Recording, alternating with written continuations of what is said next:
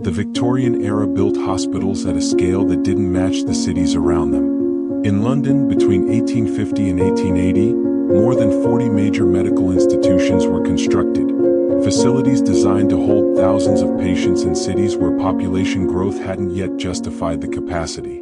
Guy's Hospital, rebuilt in 1858, had beds for over 600 patients. St. Thomas, relocated in 1871, was designed for 588. The Royal Free Hospital, opened in 1877, held 254 beds in a district where population density was declining. These weren't just large buildings. They were networked systems. They had centralized heating, filtered water supplies, dedicated waste channels and isolation wards, infrastructure that required decades of municipal planning and coordinated engineering. And they appeared across England, Scotland, and North America within the same narrow window of time. The official story is that urban expansion required preparation, that industrialization brought disease and Victorian reformers anticipated need. But the numbers suggest something else. This is a documentary. It's not here to tell you what happened. It's here to show you what was built, when it was built, and how much of it still doesn't align with the populations it was supposedly built for. All architectural records, census data, and engineering documents referenced in this script are real. The interpretation is yours. In 1851, the population of Manchester was roughly 303,000. By 1871, it had grown to 351,000, a 16% increase over 2 decades.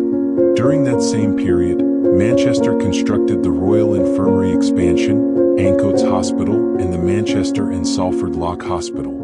Together, these facilities provided over 1,200 beds.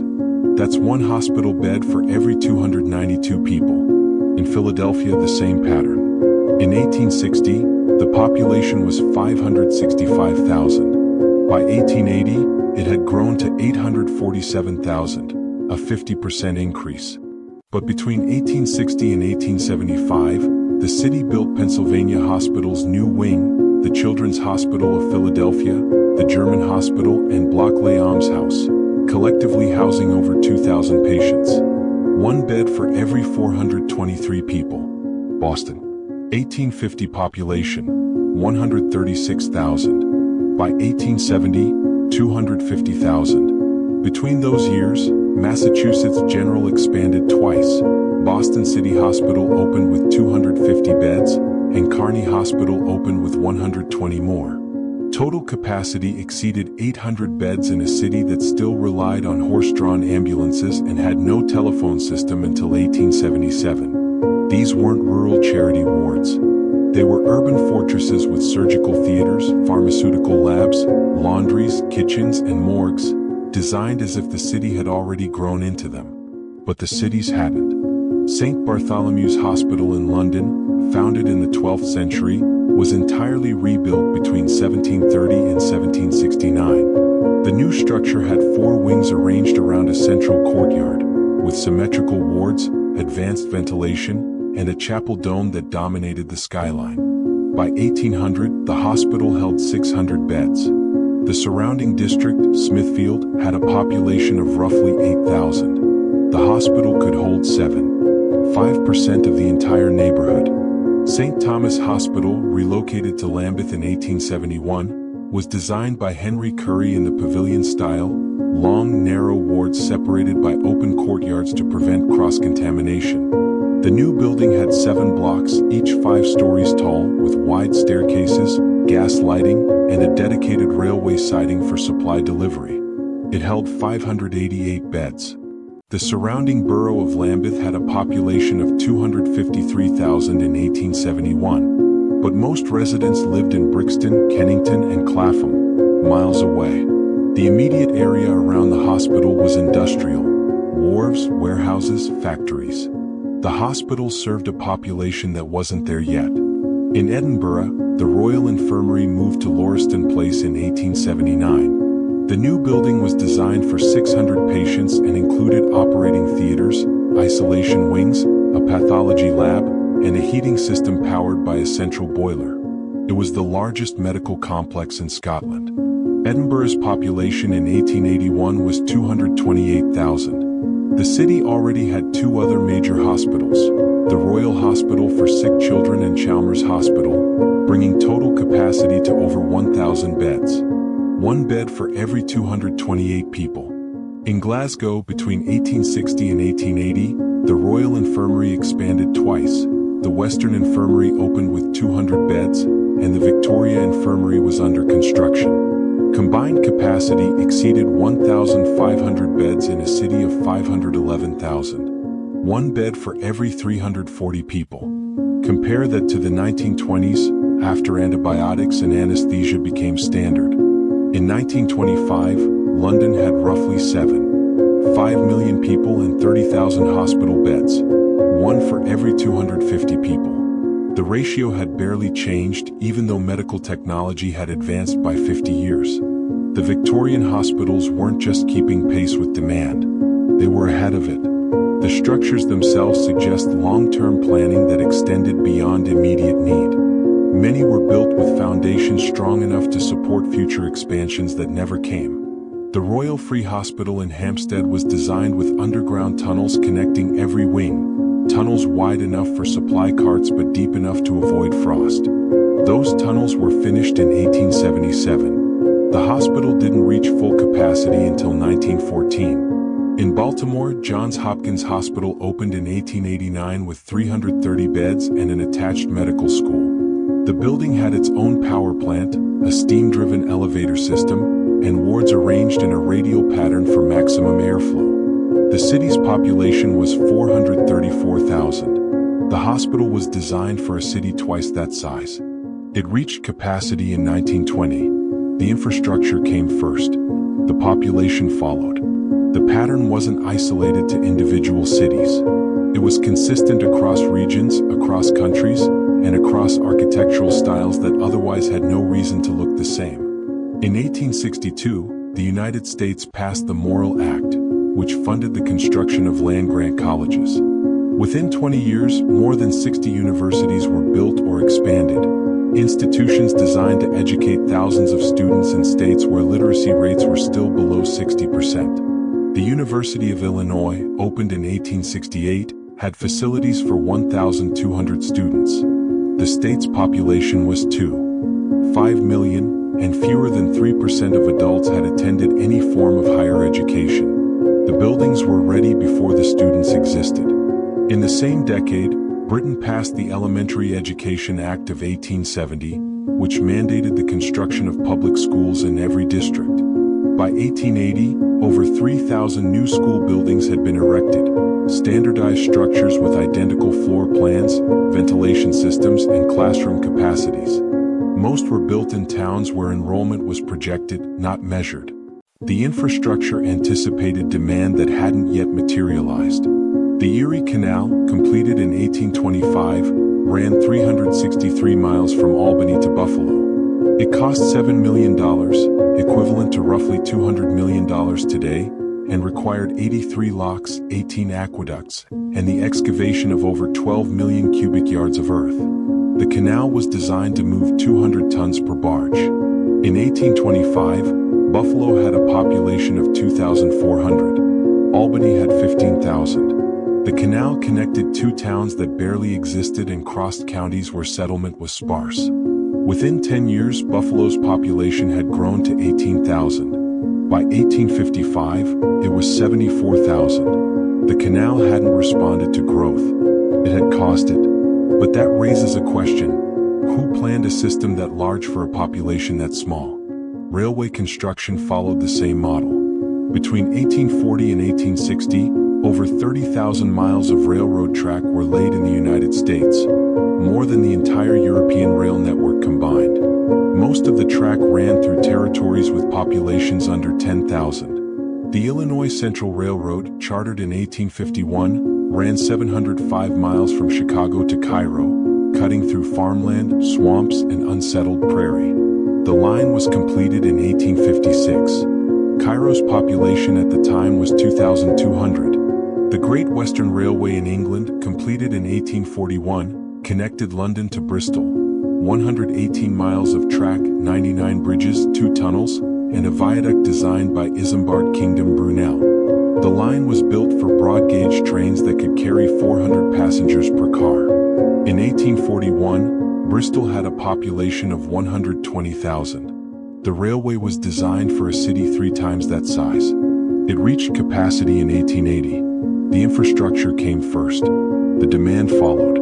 But the planning required to build these systems suggests more than optimism. It suggests certainty. Water systems showed the same over-preparation. The Croton Aqueduct, completed in New York in 1842, delivered 90 million gallons of water per day to a city of 300,000 people. That's 300 gallons per person, 10 times the amount used by the average resident at the time. The system included a 41-mile aqueduct, a distributing reservoir in Central Park, and underground mains that reached every district in Manhattan. The entire network was finished before indoor plumbing became standard.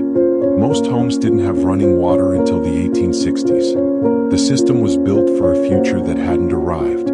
In London, the Metropolitan Board of Works completed the Thames Embankment in 1870, a project that enclosed the river in a brick-lined channel, installed underground sewers, and created a roadway wide enough for 6 lanes of traffic. The embankment ran 5 miles and required the excavation of over 3 million cubic yards of riverbed. London's population in 1870 was 2 million. The embankment was designed for 5 million. It reached capacity in 1900. Storage infrastructure followed the same pattern. Between 1850 and 1880, grain elevators appeared in port cities across North America. Massive timber and stone structures designed to hold millions of bushels of wheat, corn, and barley. The elevators in Buffalo, completed in 1860, could store 5 million bushels.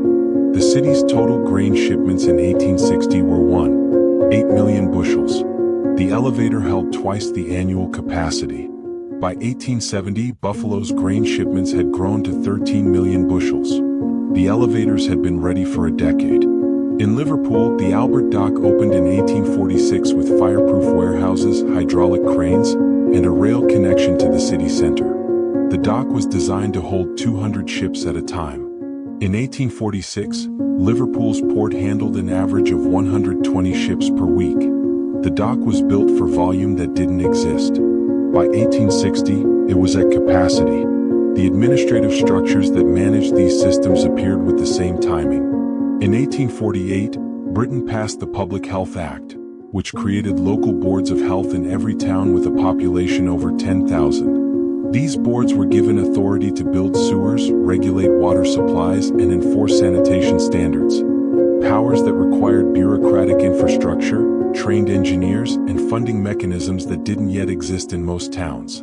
The legislation assumed the institutions were already in place. In the United States, the Homestead Act of 1862 distributed 160-acre plots of land to settlers willing to farm the Great Plains, territories that had no roads, no rail access, and no supply lines.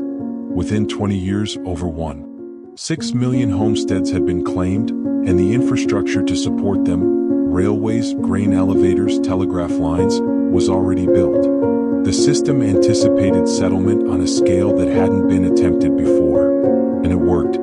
But the coordination required to build that system, across states, across industries, across populations that barely existed, suggests planning that went far beyond local initiative. The architectural similarity compounds the strangeness. Hospitals in London, Edinburgh, Boston, and Philadelphia were built using the same pavilion-style layout. Long, narrow wards separated by courtyards. The design was credited to Florence Nightingale, whose Notes on Hospitals was published in 1859. But hospitals built before 1859 already used the same layout. St. Thomas Hospital, designed in 1860, followed the pavilion model. So did Blackburn Infirmary in 1858.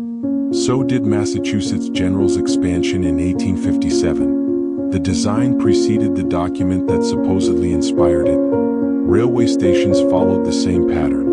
Across Britain and North America, stations built between 1840 and 1880 shared identical features. Wrought iron trusses, glass canopies, symmetrical platforms, and central clock towers. The stations in York, Newcastle, and Birmingham look nearly identical to those in Philadelphia, Chicago, and Toronto. The style wasn't regional, it was universal. Grain elevators, water towers, and telegraph stations followed the same standardization. By 1880, infrastructure across the English-speaking world looked as if it had been built from the same blueprint. Whether this reflects inheritance or convergence is the question the evidence keeps circling. The word Tartaria appears on European maps between the 16th and 19th centuries. It was a geographic label, a way of marking the vast territory that stretched from the Caspian Sea to the Pacific, across Siberia, Central Asia, and parts of what is now Russia, Mongolia, and China. The term wasn't a nation. It was a placeholder for regions that European cartographers hadn't fully documented. By the 1850s, the label began disappearing. As the Russian Empire expanded and modern borders were drawn, Tartaria was replaced with more specific names: Siberia, Turkestan, Kazakhstan. The word faded from maps, atlases, and official records. In the early 2000s, it reappeared, not as a geographic term but as an interpretive framework. Online communities began using Tartaria to describe a pattern they believed they were seeing: large-scale infrastructure built with technologies, organizational capacity, and architectural consistency that seemed misaligned with the populations and time periods officially recorded. The reinterpretation wasn't academic, it was observational. The modern usage doesn't claim Tartaria was a single empire. It uses the term as shorthand for a question. If these systems weren't built by the populations we're told built them, then who did? Three interpretations have emerged, and they're not mutually exclusive. The first is institutional inheritance. This view suggests that the infrastructure attributed to the Victorian era was actually inherited from earlier, more centralized systems that existed before the political fragmentation of the 18th century. In this model, the hospitals, canals, and railways weren't new construction. They were restoration. The organizational capacity came from institutions that predated the nations we recognize today. This interpretation explains the architectural uniformity. If the builders were working from inherited templates rather than inventing new designs, the consistency across regions makes sense. It also explains the overcapacity. If the infrastructure was originally designed for larger, more centralized populations, the Victorian cities would have appeared undersized by comparison. The second interpretation is coordinated expansion. This view acknowledges that the infrastructure was built in the 19th century but argues that the scale and timing reflect a level of planning that wasn't localized. It suggests that a network of institutions, banks, railway companies, civic boards, engineering societies, operated with shared objectives and centralized funding, creating systems that looked decentralized but functioned as a unified project. This model explains the speed. If the construction was coordinated across regions, the simultaneous appearance of hospitals, schools, and rail lines across Britain and North America would reflect execution of a single plan rather than independent initiatives. The third interpretation is anticipatory design. This view takes the official timeline at face value but questions the motivation. It suggests that the builders knew, or believed, that populations would grow into the infrastructure and they built accordingly. The overcapacity wasn't accidental. It was intentional. This interpretation explains the confidence. To invest millions in systems designed for populations that didn't yet exist requires either extraordinary foresight or access to projections that weren't publicly available. All three models account for the same evidence. None can be dismissed outright. In 1816, the year following the eruption of Mount Tambora, global temperatures dropped by an average of 0.7 degrees Celsius. The event, known as the Year Without a Summer, caused crop failures across Europe and North America. Famine followed. Populations migrated. In some regions, death rates doubled. By 1820, the crisis had passed. Harvests returned. Temperatures normalized. And then the building began. Between 1820 and 1850, the 3 decades immediately following the climate disruption, more infrastructure was built than in the previous century. The Erie Canal, the first railways, the Thames Tunnel, the expansion of London's docks.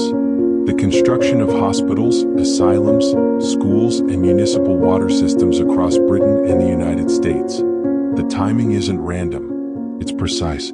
Whether the infrastructure was a response to the crisis or the continuation of something that predated it is the question the evidence doesn't answer. When this script uses the term Tartaria, it's not claiming a civilization, it's naming a pattern. The word functions as a metaphor, a way of describing infrastructure that feels older, larger, or more coordinated than the official timeline suggests. It's shorthand for the mismatch between what was built and who was there to build it. The hospitals were real. The capacity was real. The timing was real. What remains unresolved is the planning. The evidence invites examination. The structures are still standing. The architectural records are still accessible. The census data, the engineering surveys, the parliamentary reports, they're public. They've always been public. What's changed isn't the evidence. It's the willingness to look at it without assuming the explanation has already been given. The hospitals in London weren't built for the London that existed. They were built for the London that came later. The railways in Illinois didn't connect towns.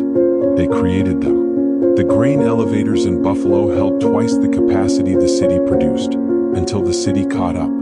The infrastructure came first. The population followed. Whether that reflects inheritance, coordination, or anticipation is a question the timeline keeps asking. The scale remains.